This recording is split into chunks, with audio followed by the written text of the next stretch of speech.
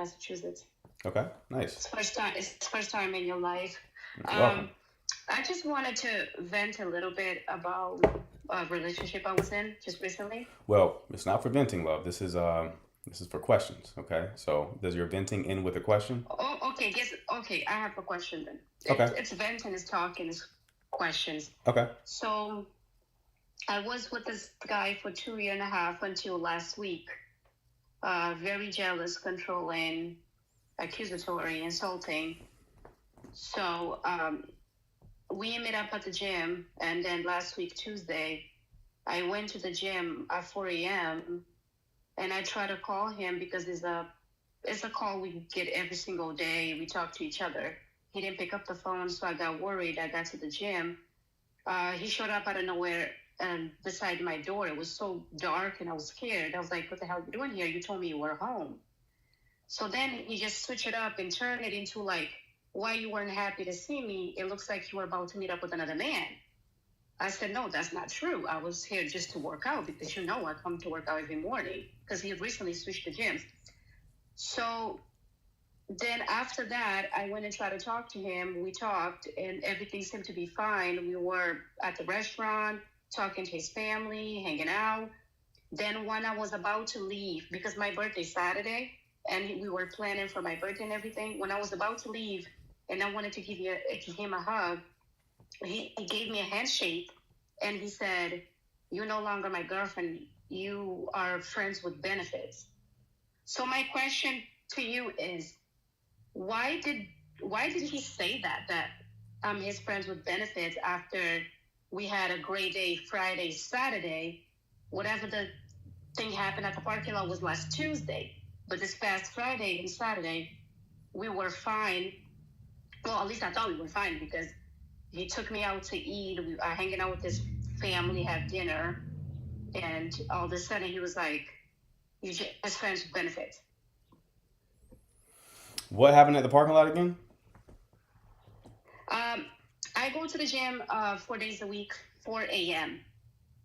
Every morning we have this thing that we do. We call each other because he doesn't go to the gym at the same time as me anymore because of his job schedule. So I called him. He didn't answer. So I got worried because I get worried when I call people many times they don't answer. And it's our routine. So I got worried. I said, then he finally picked up after a few phone calls. I said, "Where are you?" He said, "My phone was in silence. I'm brushing my teeth. I'm home getting ready to go to work." But as soon as I get to my gym parking lot, he showed up Mm-hmm. on the side of the driver's side. But he just told me 2 minutes ago he was home. So I'm like, is he was watching me, try to see if I'm doing something? But then when I saw him, I put my window down. I said, "I'm so pissed off. I was so worried something happened to you. What the hell are you doing here? You're supposed to be at work." Then I took off and I just went inside the gym and I left him there.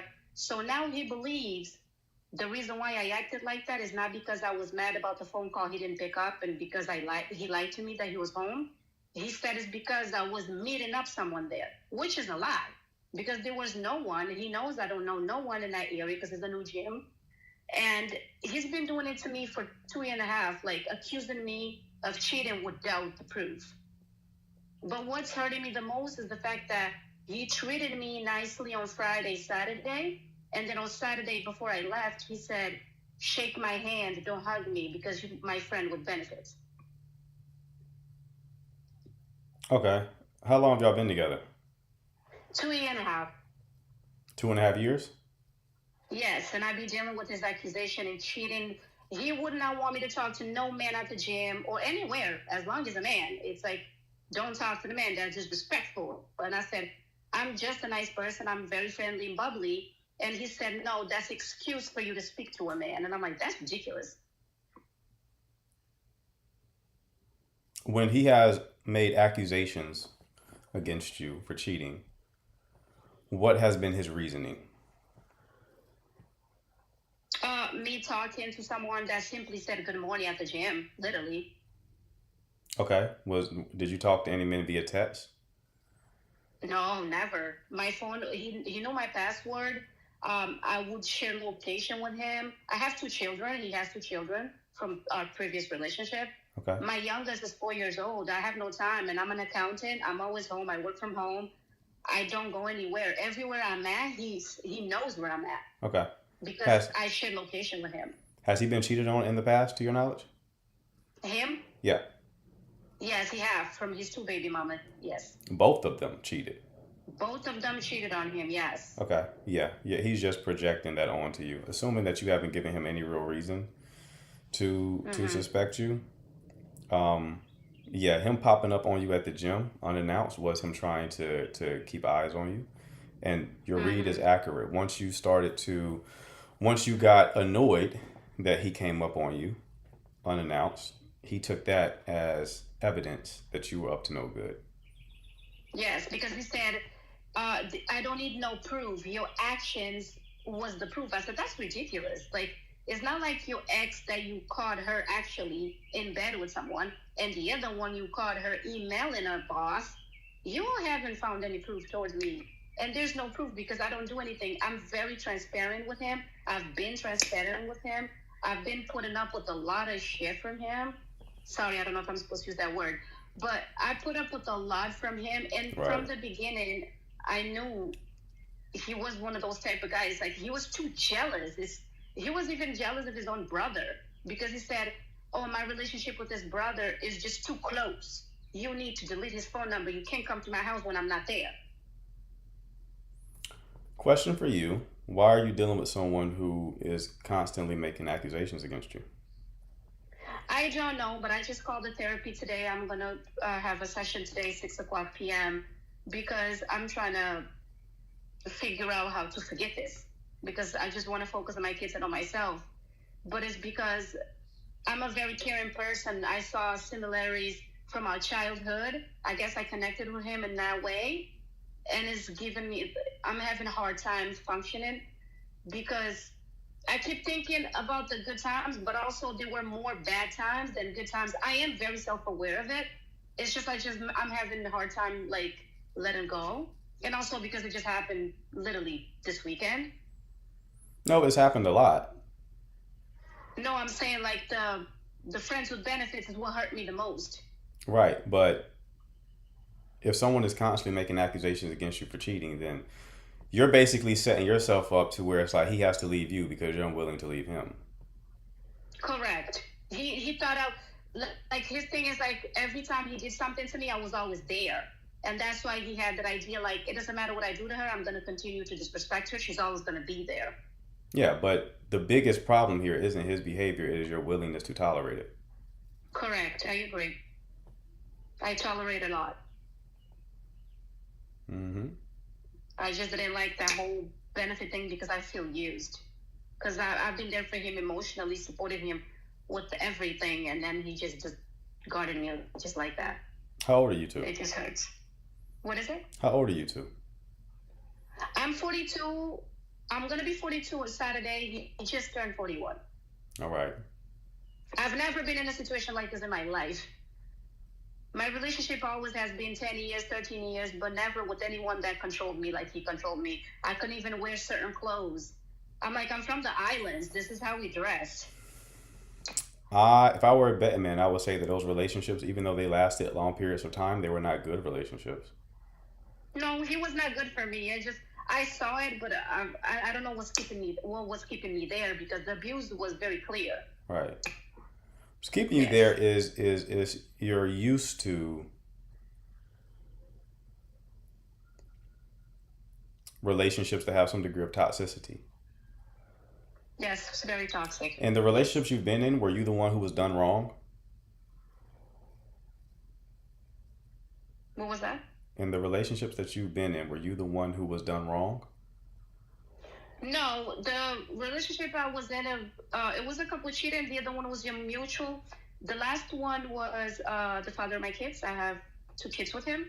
It was just a mutual separation. It was no cheated on fidelity for each party. Not just cheating, but what was the relationship like in general?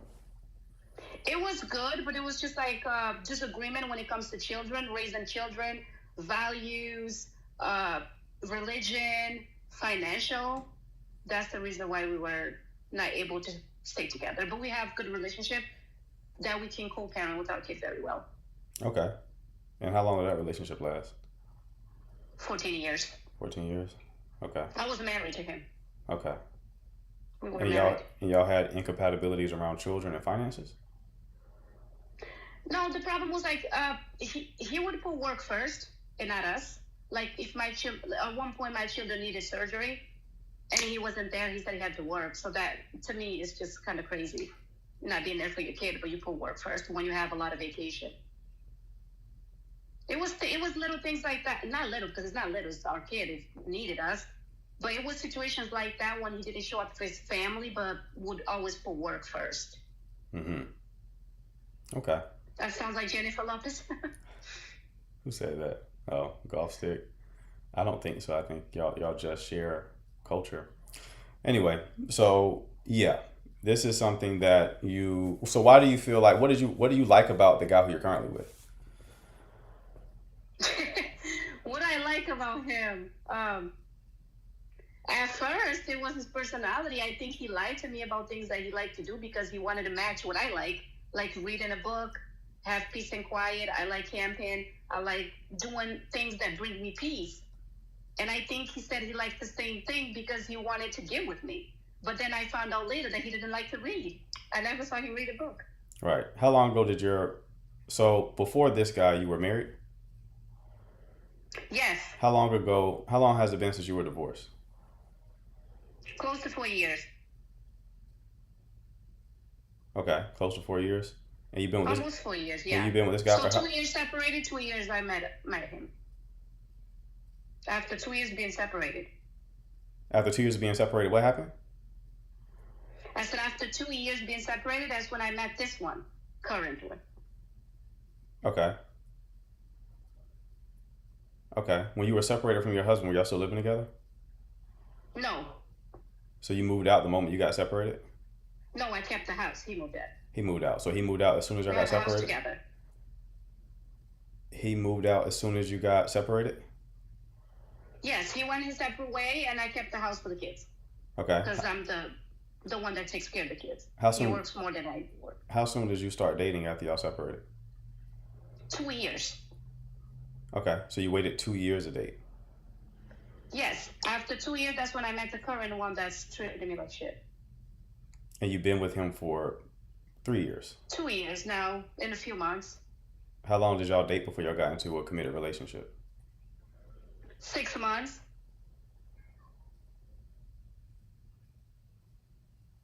Okay, the timeline isn't adding up. You dated him for 6 months and then you got into a relationship. You've been in a relationship for 2 years. Well, I'm from different countries, so you mean like when we started being intimate or when we start talking? Because I see it differently back home. Yeah, when you started We dating. don't date back home. We just see someone, we be with them, we just call it boyfriend girlfriend. The moment you were introduced to him. Yeah, we start talking through Instagram, then talk for a few months, and he say you want to be my girlfriend. That's what happened. What's the longest time you've been single without romantically engaging with anyone? It was after the marriage. That's it. But prior to that, I've been with people for 10 years, 8 years, That's and not 14 years. that's not the question. How long? What's the longest you've been single without romantically engaging with anyone? Probably when I was a teenager. Okay, that's the problem. You have to have someone. So Not really. I started dating when I was 19. yes, I'm telling you what the situation is, Lo. I need you to listen, okay?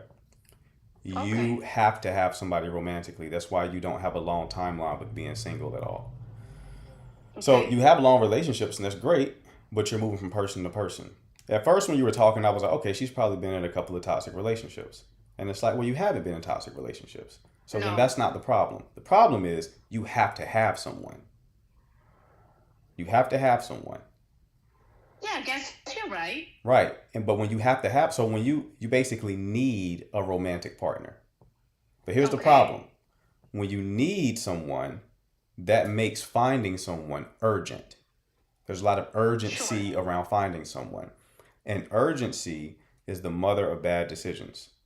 When you have to urgently Agreed. find someone, you tend to have a first come, first serve type of orientation. Mm-hmm. And that causes you to choose someone without fully vetting them, fully making sure they're a good fit because you just need to fill this empty slot. That is your problem. Yes.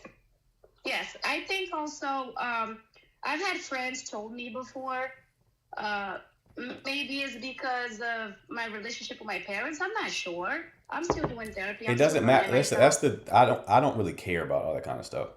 It doesn't Yeah, matter. I don't either, A but lot of I'm a lot just of saying women what they have told that me. thing because I work with clients. So I work with therapists too. Therapists come and hire me as they become a client, and it's funny because you'll get with therapists and they want to talk about like their past. I'm like, I couldn't care less about that shit. I'm gonna ask Oh, you sure. one question about your childhood and then we're moving on because a lot of people like to ruminate on their childhood and talk about it endlessly. Thing is, what do we do right now? You can change this right now without even unpacking your childhood. It's not Mm-hmm. necessary. So, what you should do is leave this relationship and then be alone for some time.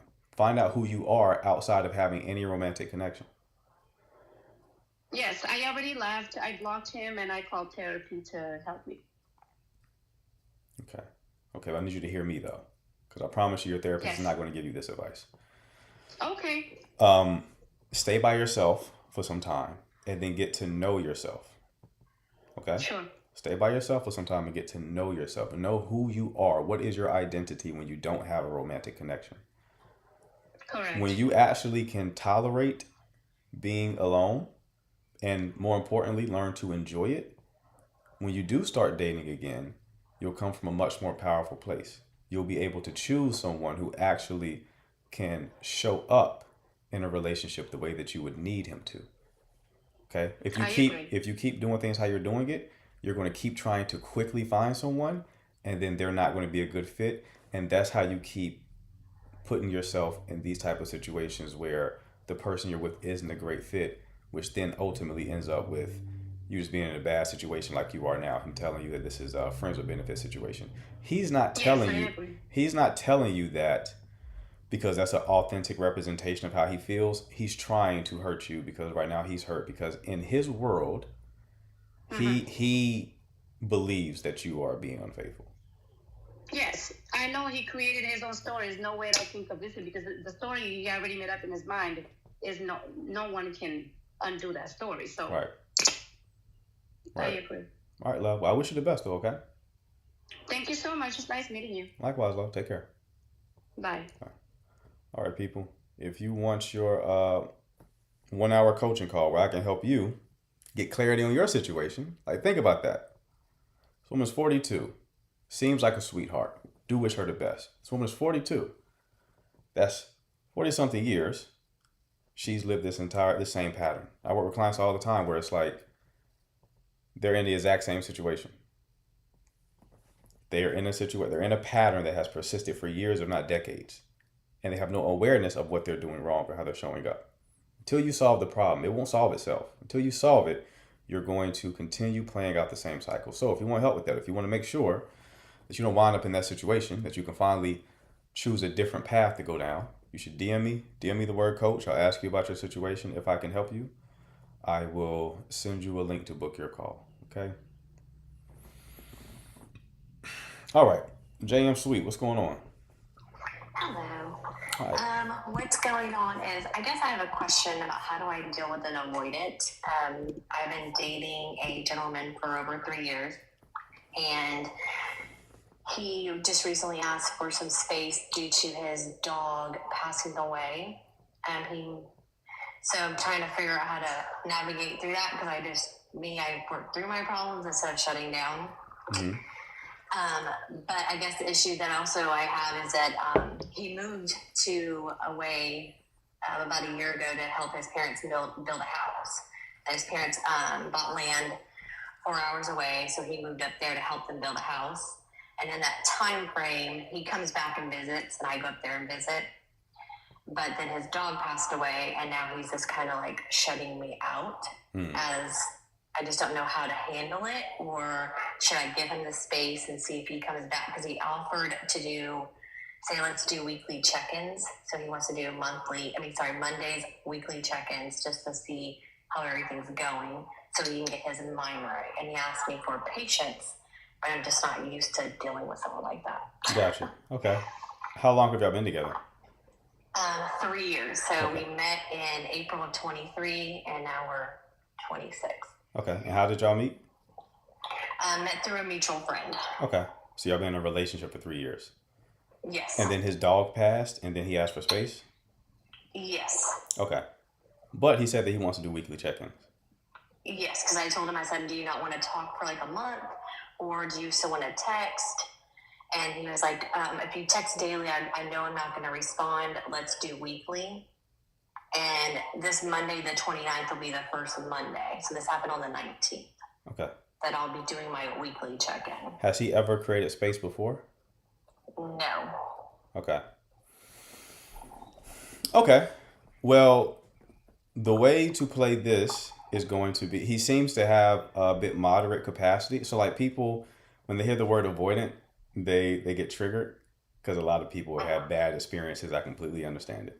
Completely understand it. Well, I didn't know anything about it until my therapist made me do a test. And I got told that I am mildly disorganized. Okay. So I have both traits. I have avoidant, and I have what is it? The other one, anxious attachment. Gotcha. Together. I don't trust those tests, man. I work with so many clients. I'll get with them, and the most common thing that I've seen is somebody coming to me thinking they're fearful avoidant, and I learned that they're actually just anxiously attached. Yeah. But anyway, be that as it may. I mean, I can see the signs that I have. Like, I do pull away when stuff gets hard. Okay. And I don't want to face it. Well, that's But fair. then That's fair. I'm the type of person so they're like, let's fix it, and then I'll pull back. So. Okay. Okay. So, considering that y'all been together for 3 years and his dog died, so relationships oftentimes are hard for avoidance because of what relationships require. They require the exact thing that makes them extremely uncomfortable. Like extremely uncomfortable. Like some people don't understand that they have like a somatic response a lot of times for doing something that for you and I may be completely easy. Like I've heard avoidance say like when it's time to get close, it feels like pressure on their chest. Sometimes they struggle with breathing. Like they really have a hard time with it. So if people could just like see it from that perspective, they may have a little bit more empathy. Yeah. But in your situation, considering that he isn't someone who's pulled away multiple times in a relationship, y'all been together for 3 years, this doesn't seem like it's... Okay, you need some WD-40. What's going on? Okay, go ahead. Sorry. We got to get you some WD-40, love. That screech was No, entirely too loud. that's the door over at my office. Okay. Sorry. All right. So, 3 years, I would say when they have another life event that is an added stressor, a lot of them just, they can't show up the way that you need them to. Correct. So I think he's proactively taking space just to regulate, but he is also not ending the connection. It sounds like he's communicating with you in a way that subcommunicates that he knows himself and he knows what is realistic for him to achieve. On the surface, this sounds bad when you just look at it from a black and white perspective. But if you look at like people who are avoidantly attached, or people like, if you look at the chat, people they've dated who probably was avoidantly attached, they don't get that type of communication. Okay. Now, it's up to you. It's up to you if you want to deal with that, right? It's not saying like, oh, you should definitely stay in this relationship. No, if that doesn't work for you, then by all means leave. But from basically what I was just told, that's not necessarily something that would communicate that he's trying to leave the connection. This seems like he absolutely, after he regulates, will return back to the connection.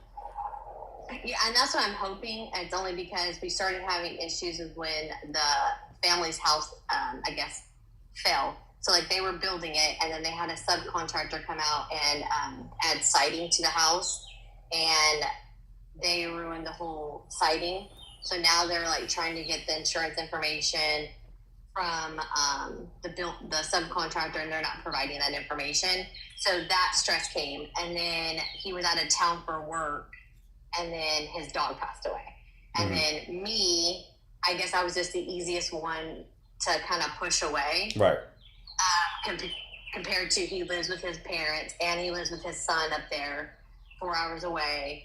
And I'm just the easiest one to kind of like, hey, That's I'm the gonna push you first. to the That's the side. first thing. That's the first thing that sacrifices the relationship, for sure. Okay. For sure. I That's just don't know how long. I mean, I guess because I've never dealt with a person like this. It's like this is like our first kind of week not talking in the 3 years that we were together. gotcha. Give yourself an internal time. If you do want to stay in this connection, I can get that it's hard to end a connection that's 3 years long. Give yourself an internal timeline, not one that's communicated to him, just one that you hold on to. Gotcha. Give yourself an internal timeline. If things do not reconvene in that timeline, then you can give yourself the permission to exit. Okay. If you were a client, that's what I would advise you to do. Because Yeah, that's you what I'm don't trying. want to stay like forever, and just keep making excuses. Give yourself an internal timeline. If that time passes and there is no he doesn't reestablish connection, not just checks in, but then leans back into the connection, then that's a good time to leave. Gotcha. Okay. That was only my thing. 'Cause I just never had to deal with something like this. So. That's it. Okay? All right. Well. Yep. That's it. Thank you very much. No problem, love. You take care. Bye. Bye. All right. That was a good little combo. I like those gray area situations, where it's not like a really clean answer. Because that's a matter of like preference and what you can tolerate. If you can't tolerate that, if you absolutely are like, no, you're not, I don't want to be with someone who's going to need distance from me, then you don't deal with anyone who's avoidantly attached. Just don't do it. Don't do it. But if you got your own thing going on, you got your own life, you fill up your own cup, and you like the relationship, but you can also give it space a little bit without spiraling, it can work. It can work. For sure. It's not just the dog dying, CJ. It was everything. It was something he was dealing with, the parents' house and everything like that. Like he's helping them. So it's stress. There's a lot of stress. And when there's a lot of stress on them, they don't have the capacity. Because understand, connecting to you also sometimes provides stress. Like the intimacy shit, right? Getting close, the intimacy. Having to meet your expectations. That's also a stressor. So without that other stuff going on, he can probably tolerate that stress of what it would entail to be with her. But with the other things going on in his life right now, he cannot tolerate the stress of that and the stress of the relationship. But he doesn't want to leave the relationship though. That's why he's saying like weekly check-ins.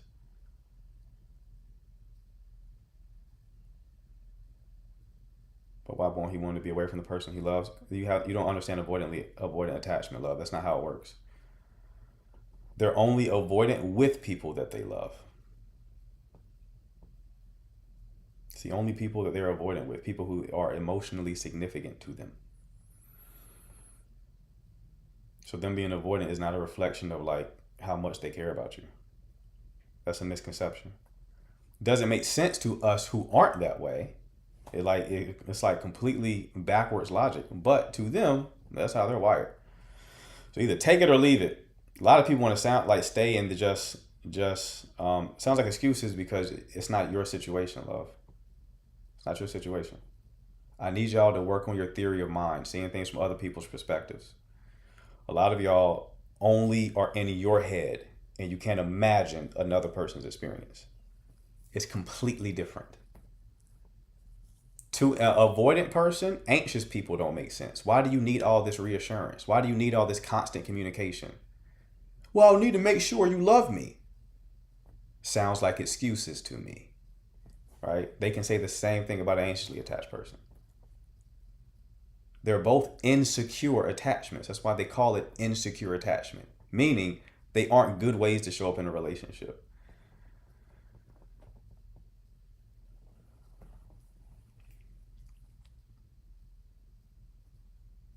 Yeah, but what about her experience or world? Right. That's her responsibility. Her experience in the world is her responsibility. Just like his experience in the world is his responsibility. That's another thing anxious people do. They make everything about them. That's another thing. Y'all are not much better than avoidantly attached people. When I say y'all, this is coming from someone who was anxious and worked towards it and still deals with anxiety. Anxious people make everything about them. Everything is about their experience, what they need. Everything. Right? So let's not judge too harshly because it's really just different problems. It's not one is better than the other. It's really different problems. I've dated both, and I can tell you both are draining in different ways. What's up, Keita?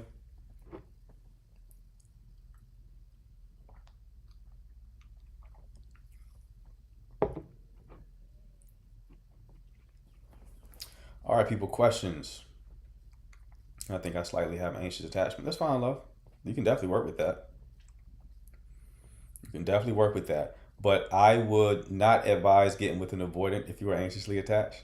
Even though you unconsciously choose avoidantly attached people as an anxious person. But if you're going to do it, you have to really like know what it will entail, just so it makes sense to you.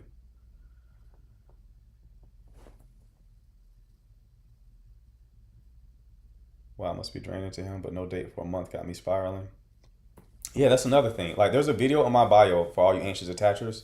It's like a masterclass on anxious attachment. It's my top 4 tips for people who are anxiously attached. So after this live, click the link in my bio and watch that YouTube video. It's about 20 minutes long. It's going to help you. But one of those tips are don't fight uphill battles, meaning don't choose, like, yes, you need to work on your anxious attachment, but also don't choose people who are going to make that work extremely difficult.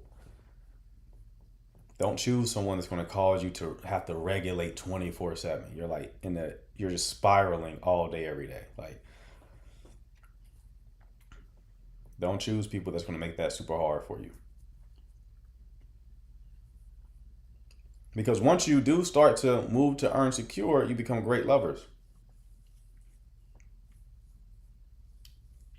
Once you need less reassurance and you know how to fill up your own cup, you don't make the person that you're with romantically your entire world. You have other things going on. You have a full life.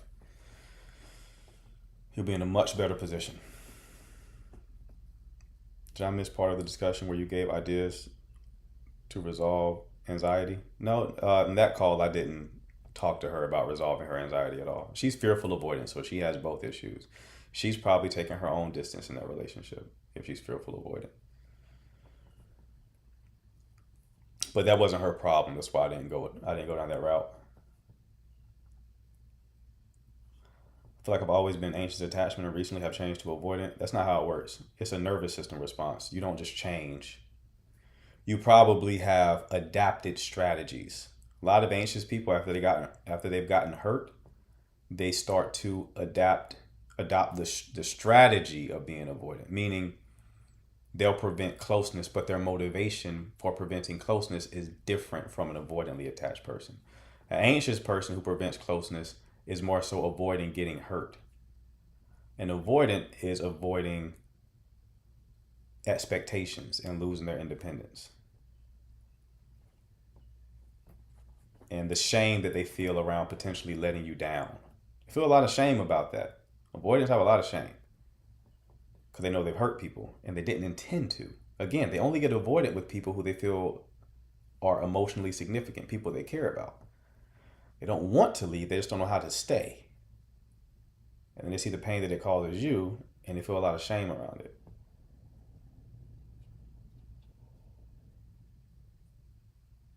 I hate that I'm turning into the attachment style guy. I could talk about so much other shit, but it works. It works. It works. I make content for I've made some content for anxious people. And oh, you're good, love. No need to apologize. I made content for some anxious people. My anxious attachment content always performs well because I give them solutions. But I'll do the same thing. I'll make content for avoidantly attached people. Crickets. Because an avoidantly attached person is probably going to scroll away from that fucking video. They don't want to face themselves. How can you tell the difference from an avoidant from someone who just doesn't care? The timeline. So if you have been with this person for like 3 months or something like that, you probably have become emotionally significant to them. Their avoidant side does not activate until you become important to them. If someone ghosted you after the third date, that's not them being avoidant. They just don't care about you. Probably. You're not significant to them at all. But you'll see a lot of people protecting their ego by being like, oh, he or she ghosted after the third date. They're just avoidant. No, that's too soon for them to be avoidant. They're not avoidant yet. They just not fucking with you like that. That's all that is. But it feels better to say they're avoidant because that would mean there's nothing wrong with you, or there's nothing about you that it preserves the ego.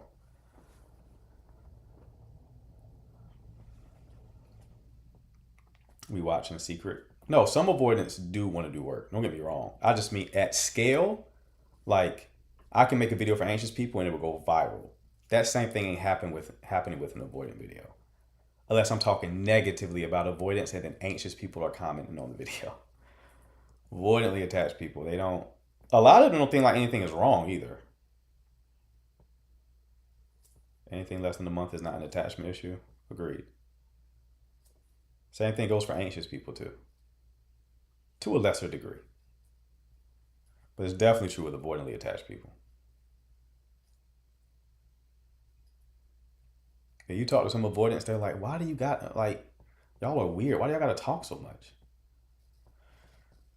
Okay, I've been in a relationship almost 2 years, and I told him how I felt about not being more affectionate and quiet, I guess. And he now avoids me, but comes home every day, minimum combo, and also said I'll do better.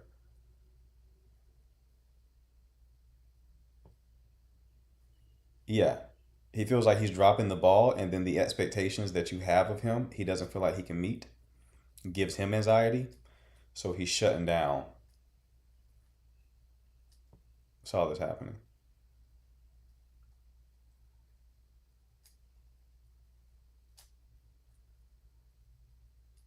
Like, some people are just not a good fit for you, love. Like, that's just what it is. You've been together 2 years, and you want him to be more affectionate. He probably just isn't affectionate by nature. So he can't realistically give you that. And if he can't realistically give you that, and you need him to give you that, then you probably should go find someone who can give that to you. You can't force somebody to be different. You can't force somebody to be different. People either have the capacity to give you what you want or they don't.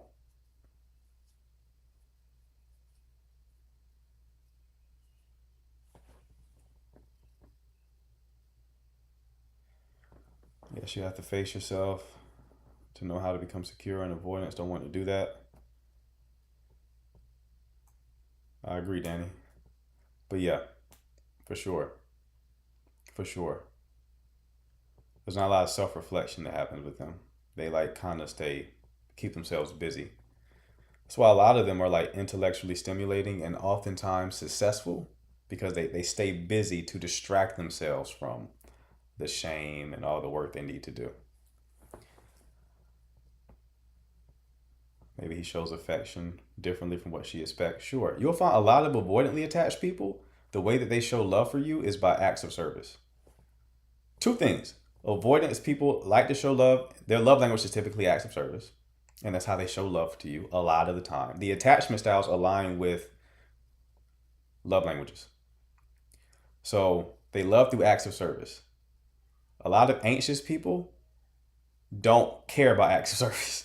A lot of anxious people like quality time and physical touch. I'll make a video about that today. A lot of anxious people like quality time and physical touch. A lot of avoidant people like acts of service. You'll also notice that a lot of avoidantly attached people they'll do grand gestures. They'll do grand gestures for you, right? They won't show up daily, but they'll do something big for you, right? And to them, that's like them trying to show you that they do care about you, because they probably know they're dropping the ball from like a day-to-day perspective. I remember my ex threw me a surprise birthday party at a time where I was like down in the dumps. Business was struggling. Not this business, but a previous business that I had that was doing very well. I was making like $13K a month, and then I just lost clients out of nowhere. And I was like, typical man, as we're conditioned, we're providers. So my finances dropped, I got into a real low mood. I remember she threw me a surprise birthday party that year. She invited friends from out of town, all that kind, big grand gesture. But she would drop the ball on a day-to-day cadence.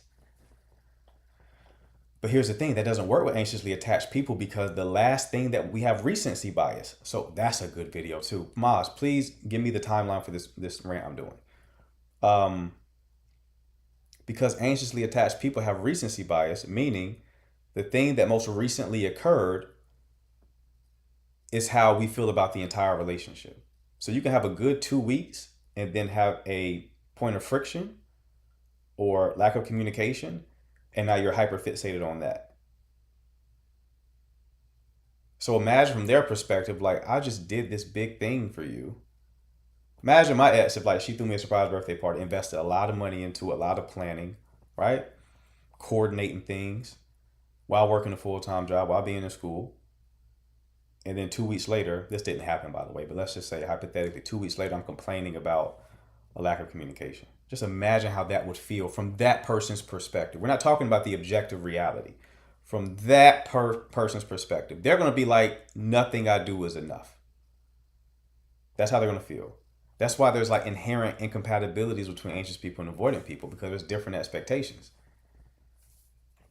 Does that make sense? That's why I try to tell y'all not to demonize these people. I'm sure you've been hurt by them, but don't demonize them, because they're people like your people and they're struggling with their own thing. A lot of times when you're dealing with an avoidant person, you just become collateral damage. They do not want to hurt you. Believe me. They do not want to do it. They just don't know how to show up in a way to meet your needs. Okay? Let me let Danny come up. I think he's going to talk about the Dallas trip real quick. D Money, what's up? Hey, what's up? I was going to validate what you're saying. Okay. Thinking about it, the gestures, but not the day-to-day, that's actually kind of my bread and butter. I'm realizing, like, I will do a lot of romantic gestures, a lot of the lover boy stuff, but usually it's during the dates. It's never like day to day. I won't talk to the shorties that I'm seeing. Like, I might text a little bit, plan the date, and then I just leave them alone. I'm like gone for days, just doing my own thing or something, especially if I know there's something going on in my life or their life. Right. But then usually I show up, I'm very present during like the in-person interactions and stuff, but I didn't actually think about how that could be a pattern that affects how people feel. Yeah, for anxious people, it's like the little stuff. It's just the daily communication. They don't have like the bigger expectations. It's like, I definitely was very appreciative of my birthday party. The marriage through. Like, definitely it landed. Yeah. But I didn't think that she really was rocking with me like that until that happened. But it's because there's such a gap in the day-to-day, and it's just their capacity. They don't have the capacity for it. And you just have to accept it if you're going to be with one. Right. Yeah, I could be a lot better with just staying in touch daily. I think I used to believe that that's like with girls, that's not what you're like supposed to do because you smother them too much. So I think I just carried that habit. But yeah, just staying in touch a little bit more. Has that created problems with you in your dating life? I feel like during the early stages, it's probably fine. I know as someone like means more to me, I'm more comfortable staying in touch more often. And I know once things fall apart, that's when I get more anxious and uncomfortable. Right. But I have to wonder if I shoot myself in the foot when I do that. You know? You shoot yourself in the foot when you do what, specifically? When I'm not as attentive, I guess, especially with the communication. More often than not, I will communicate the gaps too. Like I'll be like, when I tell them, I'll talk to them later. I usually give them like a soft time frame. Like, okay, that's fine. I'll hit you up, and I do like check-ins before the dates too. I'm not like completely absent. Yeah, that's fine. Or if there's like a meme or something, I might shoot it to them, but I'm not constantly conversing with them over the phone. Usually just Right. like a brief chat, plan the date, move on, just keep it pushing. Yeah, I feel like there's you got to be careful over optimizing for generalities, Hmm. just because so many women are different. Yeah. So it's like you may have an experience with one woman, and then it's like, okay, there was a problem there, and then then you correct it, but then for the next one, like they don't want that much communication. So now you're Right. like requiring too much from me. It's best to just find your default and then use that as a filtering mechanism. Yeah, I think that's kind of the way to go. Because I think in the past I would we talked about this on my coaching call, but I tended to overcorrect once I learned a lesson. I would overdo it in the next connection and not just keep in mind that every person is different. They want something different. So, Yeah, you just got to find your default. I think what you're talking about, as long as like it's not, oh, like 3+ days of no communication. it's usually like 1 or 2 days most. And It's that's not a crazy problem, time. especially if you're letting them know when you're going to contact them again. Now, some women want to communicate daily. That is their default expectation. Okay, well then that's probably not going to be a good fit. Yeah. That's probably not going to be a good fit. I've experienced, people pressing me for more communication. And then when I gave them more communication, their communication fell off.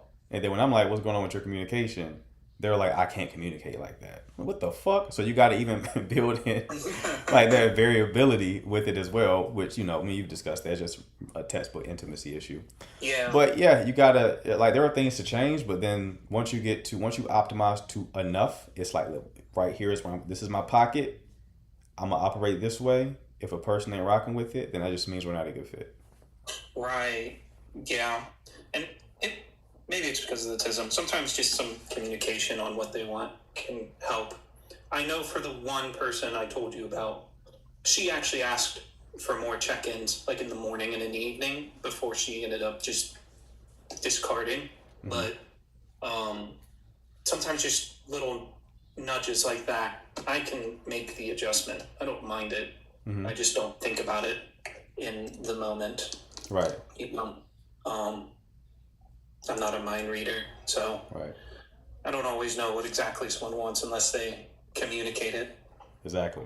Which you communicate at the beginning, like, listen, because of this TISM, you're going to have to really communicate with me because I can't, I'm not going to pick up on it. So you got to really tell Right. me.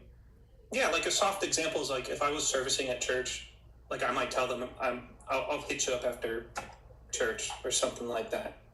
Either Saturday night or Sunday morning, so that they know I'm gone for those hours. Or I'll tell them that I'll hit them up in like the check-in on the date or something, so at least Right. they know when I'm going to hit them up again. Right. Kay says, I love a morning check-in. Don't most women? I can't say most women do. I can say possibly women who are anxiously attached do. Here's the problem, Kay. I'm just giving you this from like a man's perspective. What sometimes can happen with anxious women is they are used to a dynamic where they have to always complain about what the man is not doing. So they're living in a reality where they're like, I want him to do X, Y, and Z. If only I could find a man to do X, Y, and Z, right? And then they create an identity around the woman who has to work to get the man to do what she wants. But then here's what happens.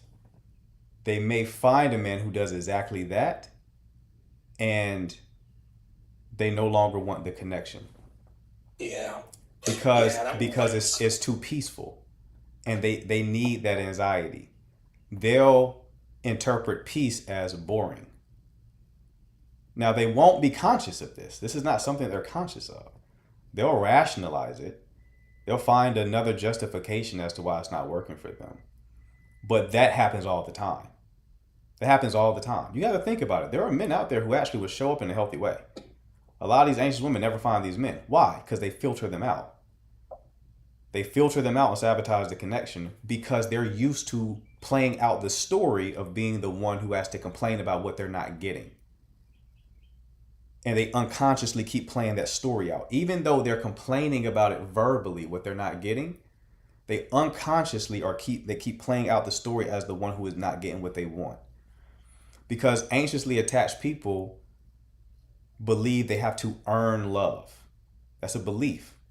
So if they get with someone who does not require them to earn their love, they're now in the unknown. They don't know how to be in that type of situation. It'll make them uncomfortable.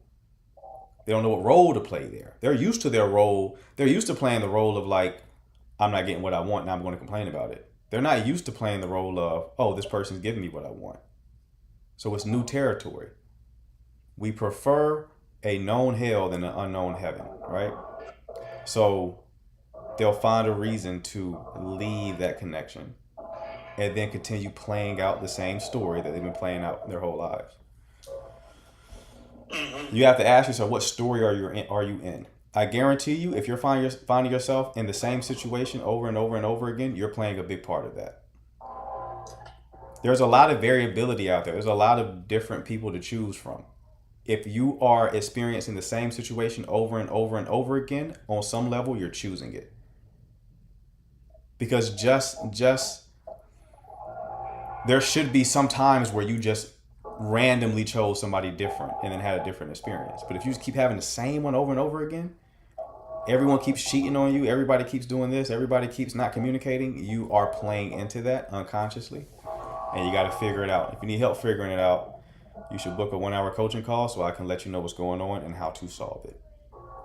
Yeah, it's like an ego bubble that you get used to. So DM me the word coach, and I'll ask you about your situation. If I can help you, I don't take on everybody. I only take on people that I 1000% can help. No one has gotten a coaching call with me and was like, I regret it. Everyone is like, oh my God, my therapist didn't know this. My psychologist didn't even find this out. So if you want to have those same type of breakthroughs and not just have the breakthrough, but also a plan to fix it, DM me the word coach. Don't just put it in the chat. DM it. Send it to my inbox. And then I'll follow up with you. Okay? But yeah, Danny, it can be rough. It can be rough for sure. For sure. Yeah. I'll announce the Dallas trip and I'll let you get 1 or 2 more callers. After you announce the Dallas trip, I'm going to have to dip out because I got to take my dog to get groomed. So got to get out here early today. But go ahead and do the Dallas announcement and then I'm going to have to end live. Okay? Sounds good. Guys, Marquette and the mods are getting together in Dallas August 14th through the 17th to meet up. We have an Airbnb and we have a couple extra spots for people that want to join. We're going to announce, we're setting up a raffle. So if you're interested, DM me. I will send you a form to fill out. We're going to do the raffle and make the call this Saturday. Anyone that's joining, we're splitting the cost. So it'll be about $300 if you want to be a part of the Airbnb, or if you want to get a hotel locally, you're welcome to do that as well. We're also getting together on Sunday to do a live Q&A and possible bar crawl. So if you want to meet us in Dallas on that day, if you're local or if you just want to make a day trip, by all means, join us. Anyone that books a coaching call with Marquette gets extra whatchamacallits for the raffle. Right. So you have a higher chance of being invited to the Airbnb if you're a current client. Am I missing anything else? If they get the implementation package, which is what you would get after you get the 1-hour coaching call, you get an additional 3 entries. So you can possibly get 7 entries in the raffle, which drastically increases your odds of being chosen. Okay? Awesome. Appreciate you, brother. But that's about it. I'll let you go. Appreciate you taking the call. Absolutely, man. You take care. Thanks. All right, people. Again, if you're anxiously attached, check out the video on my YouTube. It's linked in my bio. Watch that. It's the 4 tips that has helped my clients out the most when it comes to anxious attachment. Watch that. It's going to help you for sure. If you want coaching, DM me the word coach, like I said. And follow on Instagram too, people. Follow on IG. Let's get connected. Let's get connected on IG. Link in bio. All right.